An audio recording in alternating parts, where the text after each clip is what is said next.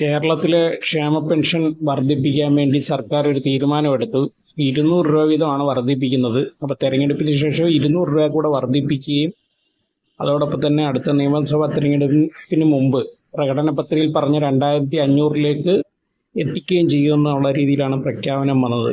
അതുമായിട്ട് ബന്ധപ്പെട്ട് കോൺഗ്രസിൻ്റെ നേതാവും UDF കൺവീനറുമായ അടൂർ പ്രകാശ് ഇപ്പോൾ ഒരു പ്രസ്താവന നടത്തിയിട്ടുണ്ട്.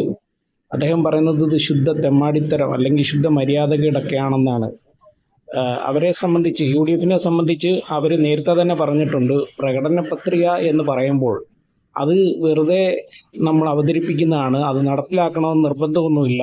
ഞങ്ങളെ സംബന്ധിച്ച് പ്രകടന പത്രിക എന്ന് പറഞ്ഞാൽ അത് തെരഞ്ഞെടുപ്പിനോടനുബന്ധിച്ച് പുറത്തിറക്കുന്ന ഒരു കാര്യം മാത്രമാണ്, അത് പാലിക്കണമെന്ന് നിർബന്ധമൊന്നും ഇല്ലെന്നാണ്. അപ്പോൾ അവർ പല കാര്യങ്ങളും ഇതുപോലെ പറഞ്ഞ ഒരു കാര്യവും നടക്കുന്നില്ല. വയനാടിൻ്റെ കാര്യത്തിലായാലും വീടുകളുടെ കാര്യത്തിലായാലും KPCCയുടെ വീടിൻ്റെ കാര്യത്തിലായാലും യൂത്ത് കോൺഗ്രസിൻ്റെ വീടിൻ്റെ കാര്യത്തിലായാലും എല്ലാം ഇതേ അവസ്ഥ തന്നെയാണ്.